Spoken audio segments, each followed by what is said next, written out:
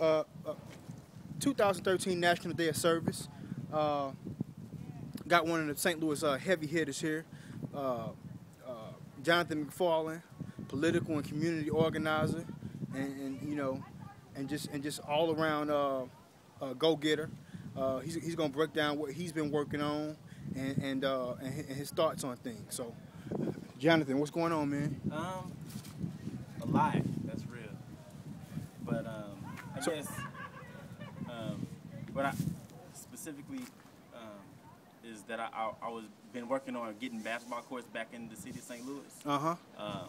There's a lot of controversy about them being removed back in 1997 by Mayor Harmon, and Mayor Slay has done nothing to do anything about like bringing them back because and then also St. Louis has I don't know it's one of the highest ranked and has one of the highest ranked obesity rates at 30%. And also basketball courts. I mean, shoot, you burn 600 calories in an hour of basketball. I mean, it also helps youth really develop communal skills or whatever. And without basketball courts, I see the crime rates in St. Louis have going up. And I mean, that's one of the solutions is to have the police stop writing everybody tickets and have them policing the parks more, and just doing their job, Right. And so you kind of went over it a little bit, man, as far as, how all of the basketball courts over in North City and, I would just say the neighborhoods where people really play basketball were strategically moved and taken down. Why do you think that was done, bro? God, it's very racial. I'm actually still doing the research. I'm waiting for some things to come back, but like what I've read is very racial. And they use Mayor Harmon. Mayor Harmon was a one-term mayor. Right. Really didn't ever want to be mayor. He said it himself, but he was like set up to replace the first black mayor that we had, Freeman Bowley Jr., who was actually very good, but had run into some controversy because one of his appointees had done some underhanded things, but not him himself. And so Mayor Harmon removed these courts, and he did it because he was working for the other team. He was that guy that because Mayor Boswell was doing so much for the black community. He was a scapegoat that they could use and do their dirty work, right. and they could say, well, it wasn't a racial issue, Right, because he was black when he did it. Right. But Mayor Harmon had no connection to the black side, the north side of the community, the African Americans in the city. Also, I'm going to say, because I see it recorded everywhere I'm reading, but Mayor Boswell called him a traitor to his race. And I just, black bourgeois. Black, yeah, right. He was bougie, right? and so Slay came in just riding that because he didn't do nothing and he didn't have to do nothing. And I think that, especially with this mayoral campaign, we should be pushing this issue because we need basketball courts because they help people out. They help solve the obesity problems in St. Louis City. We can get more youth outside. I mean, just the youth ain't outside. Look around anywhere you go in the city, they ain't outside no more. We need to bring them back outside. They need to be welcome to these streets, and we need to make sure it's safe in these streets, though. And so, Jonathan, what's your plan, man? What do you plan on doing about this? Doing some surveys to see what people's feelings are about the issue, and also like really doing some research regarding our city's obesity rates. The political reasons why those things happen and the racial reasons why those things happen. And I'm not at liberty yet to speak on those things like specifically, but when I do get that information together, it's going to be a lot. I mean, it's what I found out so far is shocking. Like, just be looking for it. It's shocking, really. Right, we're talking, we cut this off. Yeah. So outside of that, man, it's something that I got a notion about a thing or two, and I know that you have experience with this. I don't really know the terminology. I would say this organizing community not just here in the metropolitan area, but nationwide. You and I, travel the nation. Grassroots organizing, community organizing, political organizing from time to time.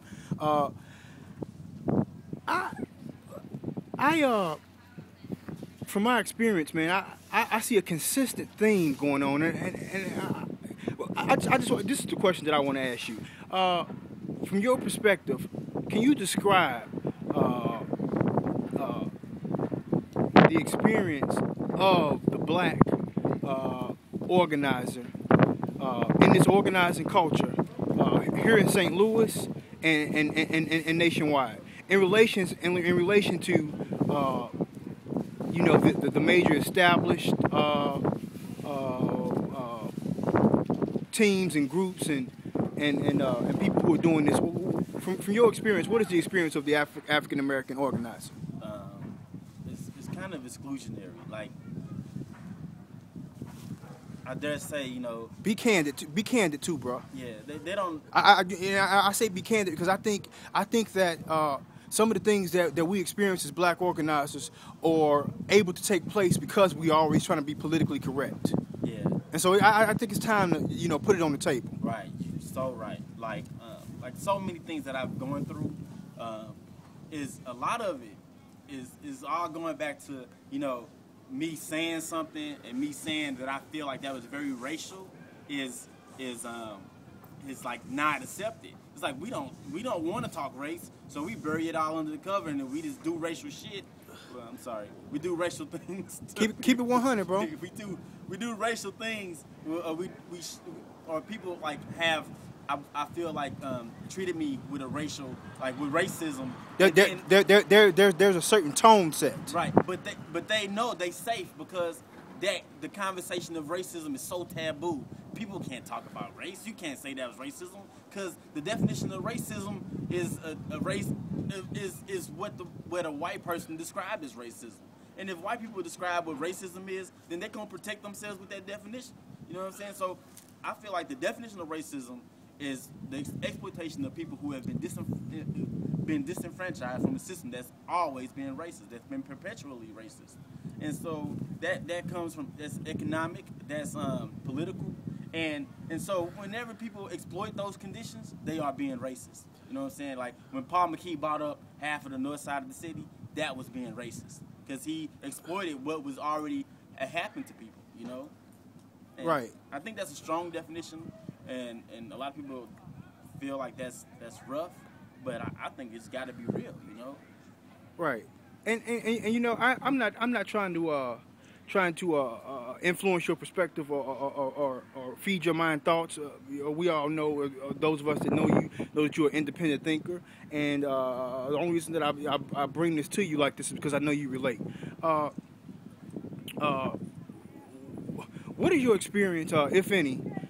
Dealing with other organizers, being a black organizer and, coming, having interaction and working alongside, non-minority organizers. From my experience, I have personally experienced, and I've watched others who look like me experience a situation similar to this.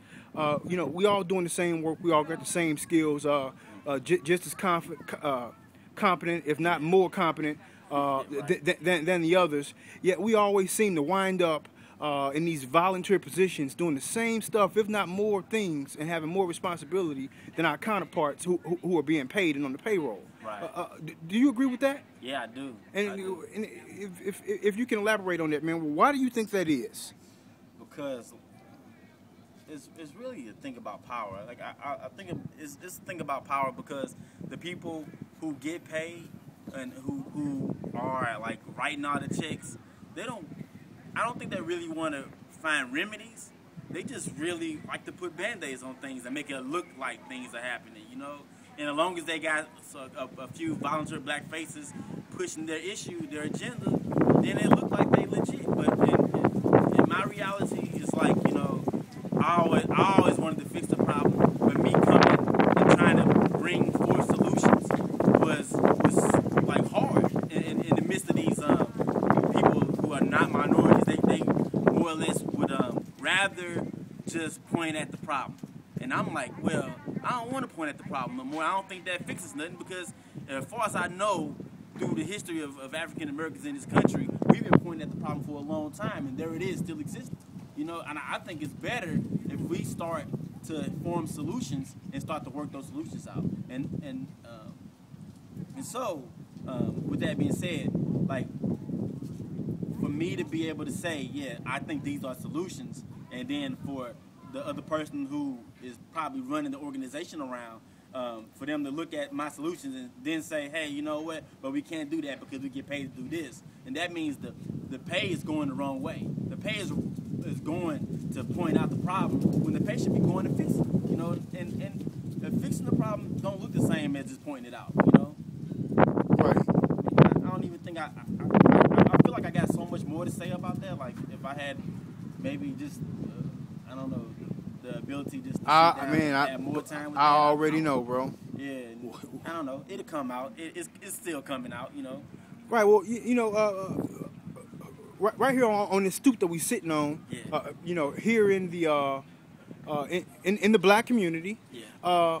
it's actually a vacant house. Yeah. I want to back so the people can see where we at. It's a row of vacant houses. What'd you say? It's a row of vacant houses. More vacant houses on the block than are occupied, right? Yeah. And so, if you will, man, can you elaborate on exactly why you think our communities are in this condition, how they got that way, and why they got that way, and what we can do about it? Simply is racism, but more directly, I know it's more than what I'm finna say, but there's two things two policies that were in effect in the 60s and 70s and that really affected the black community. The first one was redlining, when people couldn't get loans to fix their houses. Like, I've talked to homeowners who lived in places and had good jobs for like 30, 40 years now, who would tell me that their neighbors couldn't even get a loan to fix their roof. Now, to me, that's a bank issue. You know, the banks weren't giving loans to African Americans because they were redlined. You live in this particular zip code, you couldn't get a loan, you know, and so you can't fix your roof. That means eventually your roof got a hole so big in it you can't live in that house. So therefore you got to move out. But yet you still own that property, you still paying taxes on it, and it's just becoming an eyesore to the whole community because, you know, you can't fix it. And you more or less have to deal with that. You get to this place where ain't nothing gonna change. And I see that happen to a lot of y'all young African American males, because I say males because the voices that I'm hearing in my head at that point are African American males, but I'm sure females too. And you get disenfranchised, you get beat down a little bit, and so either you continue to fight for that change or you just accept it. And another issue is that thing called benign neglect that the city passed as a policy, I believe, back in 1974.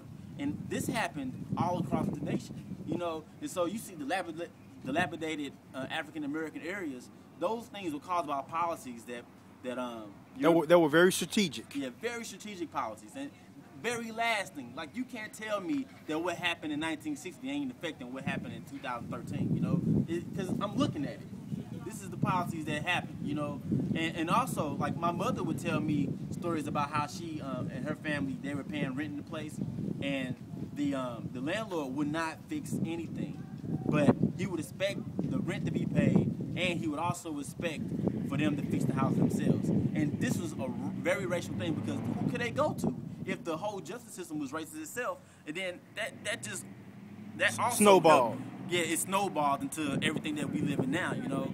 Right. So basically, it happened by, you know, the status quo disenfranchising one family at a time, and next thing you know, you got whole neighborhoods disenfranchised across the nation. And one family at a time is like a group of them, really. You know, just all these people right here, they in this zip code, don't give them a loan. All these people here who have to pay rent because they can't get a loan to get a house, well, don't fix their houses and make them fix their own houses, make them have no equity whatsoever in themselves, and make them not be able to build a bank account, make them not able to save up so they can pass on their wealth to the next generation. And that's what historically has happened in America, and that's what America needs to be addressing right now.